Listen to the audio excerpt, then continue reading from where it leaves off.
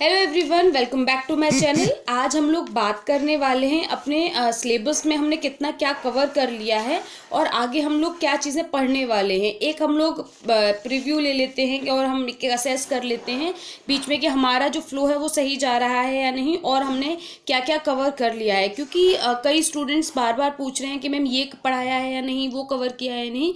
तो अगर आपके पास ये सिलेबस है होम साइंस का, तो आप उससे मैच कर सकते हैं वीडियोस को। अदरवाइज मैंने आपको एक वीडियो सिलेबस की भी केवल दे रखी है, तो आप वहां से भी अपने जो टैली है वो कर सकते हैं कि क्या क्या सिलेबस में हमने कंप्लीट कर लिया है और क्या नहीं किया है। फिलहाल हम बात कर रहे हैं कि हम अपने न्यूट्रिशन के जो पार्ट है उसको कंप्लीट कर चुके हैं, जो है आहार एवं पौष्टिकता। उसके बाद अब हम जिस चीज़ पर वर्क कर रहे हैं वो है हमारा होम मैनेजमेंट यानी कि गृह प्रबंधन। इसमें से हमने अपना ऑलमोस्ट 80% सिलेबस को कंप्लीट कर लिया है, जिसमें मैंने लास्ट जो आपकी वीडियो अपलोड की है वो है लक्ष्य मूल्य एवं प्रतिमान यानी कि गोल्स, वैल्यूज एंड स्टैंडर्ड्स। इन पर आपकी वीडियोस को अपलोड कर चुके हैं हम। उसके बाद आपका नेक्स्ट टॉपिक इन्होंने कार्य सरलीकरण यानी कि वर्क सिंप्लीफिकेशन को दिया हुआ है और सेविंग्स को दिया हुआ है यानी कि बचत को इन्होंने यहाँ पर मेंशन किया हुआ है। तो ये वाले टॉपिक्स हम लोग मनी मैनेजमेंट और टाइम मैनेजमेंट में कवर कर चुके हैं, तो इसके ऊपर एक और वीडियो नहीं बनाएंगे हम, बल्कि हमने वो चीज़ अपलोड कर दी है। तो हम मूव करते हैं नेक्स्ट टॉपिक पर, जो है हमारा आंतरिक एवं बाह्य सज्जा, मतलब जो आपकी इंटीरियर एंड एक्सटीरियर जो आपकी डेकोरेशन होती है उसके बारे में। और फिर आपका टॉपिक हुआ है घर एवं पारिवारिक यंत्र, यानी कि सिर्फ ये दो जो टॉपिक्स है वो हमारे होम मैनेजमेंट में रिमेनिंग है। उसके बाद हमारा हेल्थ वाला पार्ट स्टार्ट हो जाएगा। आज हम फिलहाल बात करते हैं गृह एवं पारिवारिक यंत्र के बारे में, हम इक्विपमेंट्स के बारे में बात कर लेते हैं। उसके बाद हम लोग नेक्स्ट वीडियोस में आने वाली में बात करेंगे आंतरिक एवं बाह्य सज्जा के बारे में। तो चलिए देखते हैं हाउस होल्ड इक्विपमेंट्स के बारे में। ये जो इक्विपमेंट्स होते हैं हमारे, वो टाइम सेविंग होते हैं और हमारी एनर्जी को भी सेव करते हैं। इन इक्विपमेंट्स को लेबर सेविंग इक्विपमेंट्स भी कहा जाता है, यानी कि ये हमारी एनर्जी को और हमारे श्रम की बचत करते हैं। हमारे श्रम को जब ये कट ऑफ करते हैं तो हमारे को ज़्यादा टाइम मिलता है अपनी फैमिली के साथ स्पेंड करने के लिए या फिर किसी प्रोडक्टिव वर्क में अपने टाइम को स्पेंड करने के लिए। ये जो इक्विपमेंट्स हैं ये किसी ना किसी वर्किंग प्रिंसिपल पर वर्क करते हैं, यानी कि इनका कुछ ना कुछ आपका कार्यात्मक सिद्धांत होता है जिस पर ये वर्क करते हैं। इनसे रिलेटेड क्वेश्चंस पूछे जाते हैं, तो हम उसको आगे आने वाली वीडियोस में देखेंगे। तो एक गृहिणी जो होती है उसको इन सारी जो वर्किंग प्रिंसिपल्स होते हैं, जैसे प्रेशर कुकर का क्या है, आपकी वॉशिंग मशीन का, आपके आयरन का, इन सब का क्या वर्किंग प्रिंसिपल होता है ये पता होना ज़रूरी है। ये हमारी लाइफ को ना केवल ईजी बनाते हैं बल्कि हमारे वर्क को सिंप्लीफाई भी कर देते हैं और साथ में ही हमारे वर्क में क्वालिटी प्रोवाइड करते हैं। जैसे कि अगर आप ग्रेवी तैयार कर रहे हैं सब्जी के लिए, तो अगर आप ग्राइंडर से टमाटोज को अगर आप पीसेंगे तो आपको ज़्यादा अच्छी फाइन ग्रेवी मिलेगी, बल्कि अगर आप सिलबट्टे पर पीसेंगे तो इट इज़ वेरी डिफिकल्ट कि आप उससे ग्रेवी को बना सकें और साथ में ही वो उस कैसे रिजल्ट्स देगी ये भी बहुत मतलब अजीब सी ग्रेवी बनेगी, क्योंकि उसमें आप प्रॉपरली पीस नहीं सकते हैं टमाटोज को। तो बहुत सारे फैक्टर्स होते हैं जिनको ध्यान में रखना चाहिए जब हम अपने इक्विपमेंट्स को परचेज कर रहे हैं। तो वो एक फैक्टर्स क्या होंगे उनके बारे में हम पहले बात कर लेते हैं। जैसे कि पहला है हमारा एक्सपेंडिचर, यानी कि खर्चा। हम कितना एक्सपेंडिचर करने वाले हैं, हम अपने पॉकेट से कितने पैसे को रिलीज कर सकते हैं, हमारे बजट कितना है, उसका बेसिस पर आपके जो इक्विपमेंट्स हैं वो सिलेक्ट किए जाते हैं या फिर आप उनको चूज करते हैं। ये उपकरण जो हैं वो खरीदने से पहले हम ये देखते हैं कि हमारी यूटिलिटी, नेक्स्ट हमारा है यूटिलिटी। पहला था हमारा एक्सपेंडिचर यानी कि खर्चा, दूसरा है हमारा यूटिलिटी यानी कि उपयोगिता। ये हमारी यूटिलिटी के लिए है या नहीं, हमारी आवश्यकता को पूरा करेंगे या नहीं, हमारी उपयोगिता का ध्यान रखते हुए हम इन चीज़ों को खरीदते हैं। तो हमें पहले भी कोई भी प्रोडक्ट खरीदने से पहले, जैसे कि अगर आपको चाहिए कि आपके घर में एक माइक्रोवेव ओवन होना चाहिए, तो आपको सबसे पहले ये देखना है कि आपको उसकी यूटिलिटी है या नहीं है, आपके घर में उसकी आवश्यकता है या नहीं है। आवश्यकता के बाद में आपको देखना है कि आप उसको एक्सपेंडिचर मतलब कितना कर सकते हैं, आप उसको परचेज कर सकते हैं या नहीं, आपकी पॉकेट अलाउ करती है या नहीं करती है। उसके बाद बाद आपको ये भी देखना होगा कि आपके किचन में स्पेस है या नहीं, मतलब बहुत सारे क्वेश्चंस आपको राइज करने होंगे। उसके बाद आप उनको क्वेश्चन रेज करने के बाद में आप किसी भी प्रोडक्ट को खरीदेंगे। एक वाइज परचेजिंग में ये सारे ही स्टेप्स को फॉलो किया जाता है। अगर आप बिना सोचे समझे कोई भी प्रोडक्ट खरीदते हैं तो उसके बाद आपको उसको रखने की जगह नहीं होती है, आप उसको यूज़ नहीं कर रहे हैं, आपने उसमें अपना मनी भी वेस्ट कर दिया, तो वो चीज़ यूजलेस हो जाती है। फिर उसके बाद है design and model of the equipment. आपको अगर कोई मॉडल अभी आपको कोई भी अगर इक्विपमेंट खरीदना ही है तो आप उसके डिज़ाइन और मॉडल को भी कंसीडर करेंगे कि ये हमारे ऐसा होता है ना कि हमारे बजट में एक अच्छा जो लेटेस्ट मॉडल है वो नहीं है, तो बट हम उससे थोड़ा कुछ नीचे ले सकते हैं क्योंकि हमें उसकी आवश्यकता है। इसीलिए ऐसा ना हो कि आपको उस चीज़ की आवश्यकता भी नहीं है और आप उसका बेस्ट मॉडल परचेज करके ज़्यादा पैसे इन्वेस्टमेंट करके उसको घर में डब्बे में पैक करके रखे हुए हैं। तो आपको ये वाइज परचेजिंग की एबिलिटी क्वालिटीज़ आपको खुद से जनरेट करनी होती हैं। ये जो डिज़ाइन होती है वो उपभोक्ता को सूट करनी चाहिए, मतलब उसकी बजट में होना चाहिए और उसकी मतलब पर्सन को उसको यूज़ करना भी आना चाहिए। आपने ऐसा कोई भी इक्विपमेंट ले लिया है जो बहुत ही एक्सपेंसिव है, उसमें इतने सारे फीचर्स हैं, लेकिन आप उसमें से कुछ बेसिक फीचर्स को यूज़ करते हैं तो उसका कोई फ़ायदा नहीं है। जैसे आपके माइक्रोवेव में ग्रिलिंग भी है, आपके में सारी चीज़ें हैं उसमें, लेकिन आप उसमें यूज़ ही नहीं करते हैं। और अगर आप जो चीज़ें आप बेसिक यूज़ कर रहे हैं और वो वाला अगर आप माइक्रोवेव लेते तो कंपैरेटिवली चीपर होता। तो ये चीज़ें हमको ध्यान में लेकर रखकर खरीदनी होती हैं।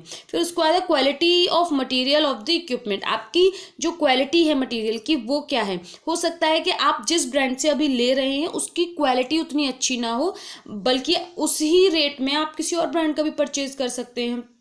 तो वाइज परचेजिंग, जब आप कुछ भी परचेज करने जा रहे हैं तो आजकल यूट्यूब पर आपको ऑनलाइन सारी चीज़ों का रिव्यू मिल जाता है परचेज करने से पहले, तो आप एक रिव्यू ले सकते हैं किस चीज़ का मटेरियल का एक्सपीरियंस बाकी लोगों का कैसा रहा है। तो इस तरीके से आप उसकी क्वालिटी और मटेरियल को देखकर इक्विपमेंट को परचेज कर सकते हैं।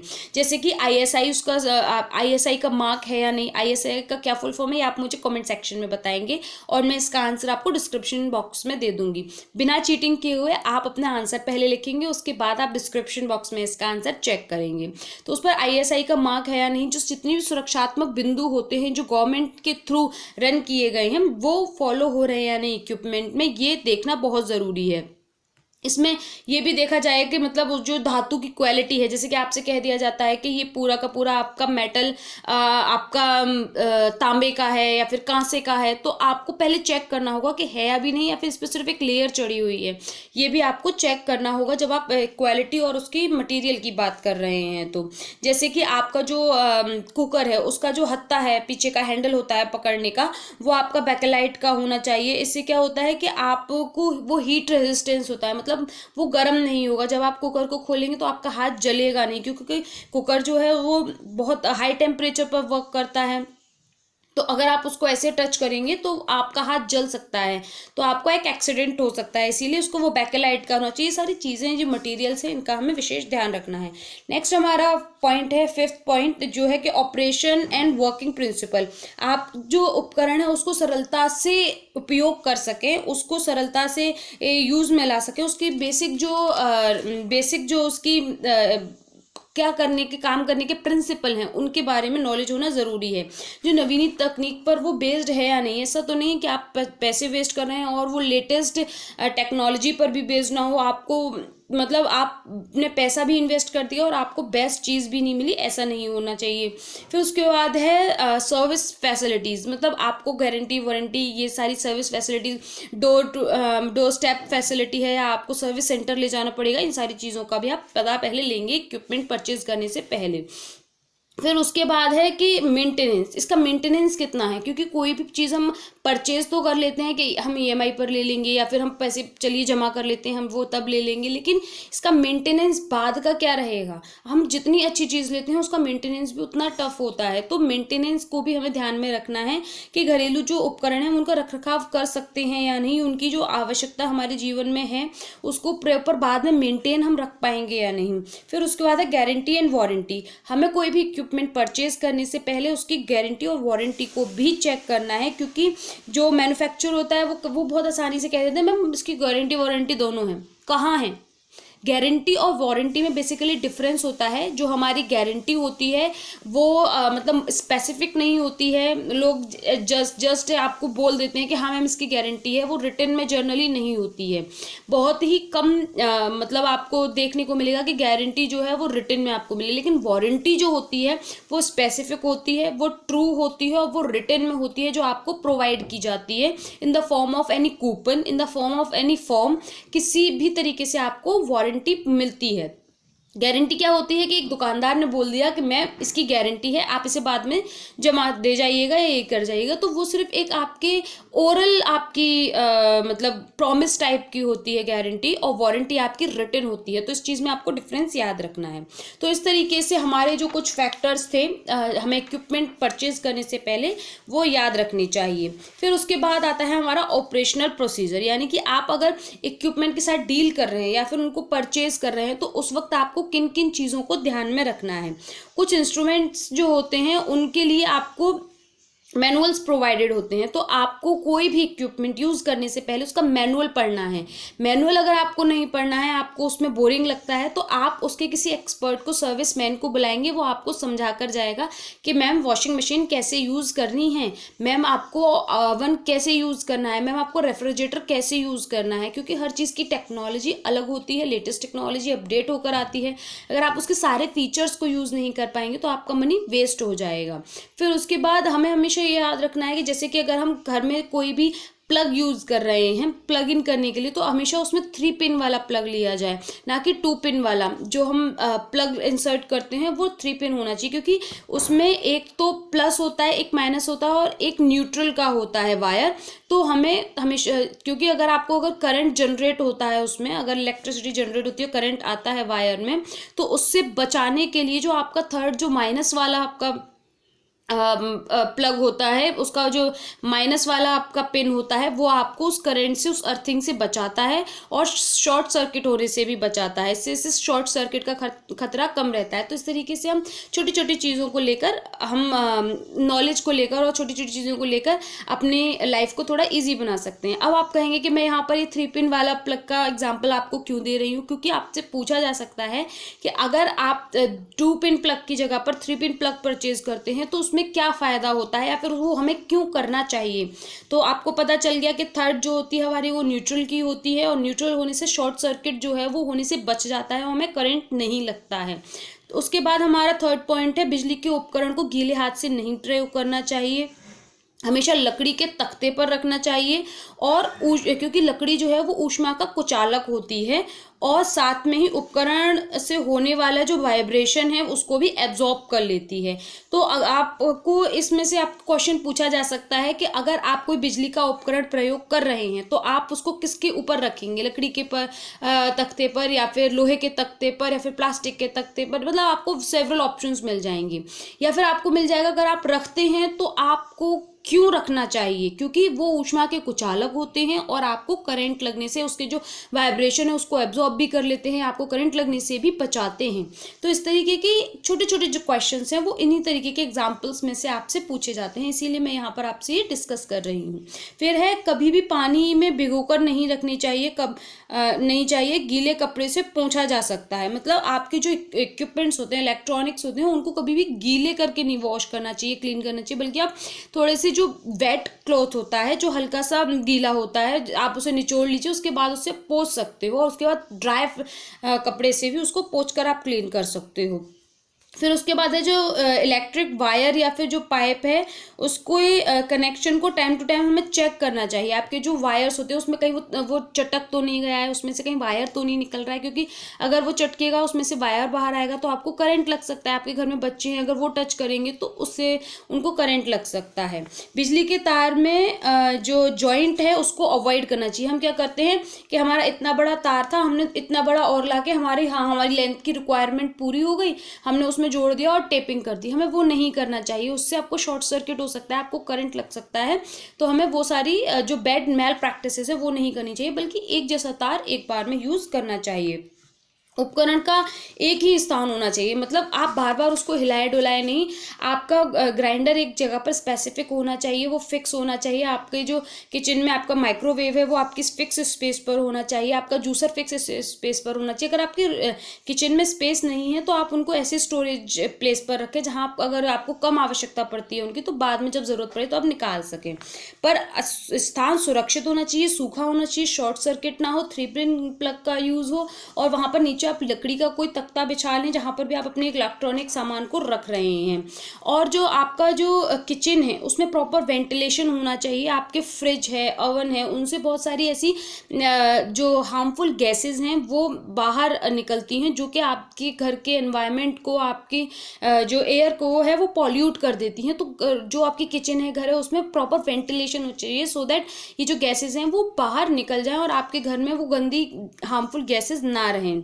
जिन भी उपकरणों जो भी उपकरण होते हैं, अगर वो हाई लोड वाले होते हैं तो उनके साथ में स्टेबलाइजर ज़रूर कनेक्ट करना चाहिए, क्योंकि स्टेबलाइजर कनेक्ट करने से क्या होता है कि आपके जितने भी, अगर आपकी लाइट फ्लक्चुएट हो रही है तो आपकी जो इक्विपमेंट है वो ख़राब नहीं होता है और आप उसको सेव कर सकते हैं। और अगर आपके किसी भी इक्विपमेंट में कोई ख़राबी आ गई है तो आप उसको या तो रिप्लेस करें या फिर उसको रिपेयर करवा लें। इसके लिए आपकी जो सर्विस सेंटर है आप उस पर कॉल कर सकते हैं, क्योंकि अगर आपका वो अगर वारंटी में होगा तो आप उसको फ्री में चेक करवा सकते हैं, अदरवाइज उसको आप इमीडिएटली सर्विस सेंटर ले जाकर सही करवा सकते हैं। या फिर लोकल शॉप्स को अवॉइड करना चाहिए, क्योंकि वो लोग उस चीज़ के एक्सपर्ट नहीं होते हैं। उनके पास जो कंपनी की जो उसके अंदर की जैसे बैटरी है या फिर कोई भी चीज़ खराब हुई तो वो कंपनी की नहीं डालेंगे, फिर वो चीज़ खराब हो जाएगी, फिर आप लेकर जाएंगे लोकल मार्केट वाले के पास, तो उससे वो बार बार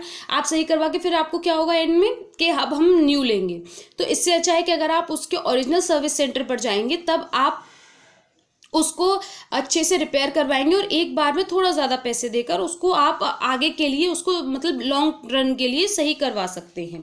तो इस तरीके से कुछ चीज़ें हैं जो हमें फोकस करनी चाहिए जब हम अपने इक्विपमेंट्स को परचेज कर रहे हैं या यूज़ कर रहे हैं। इनसे रिलेटेड छोटे छोटे क्वेश्चंस आपसे पूछे जा सकते हैं, इसीलिए इन पॉइंट्स को मैंने यहाँ डिस्कस किया है। नेक्स्ट हम लोग बात कर लेते हैं क्लासिफिकेशन ऑफ इक्विपमेंट्स के बारे में। इसको एलेबोरेटली हम नेक्स्ट वीडियो में मंडे को करेंगे डिस्कस।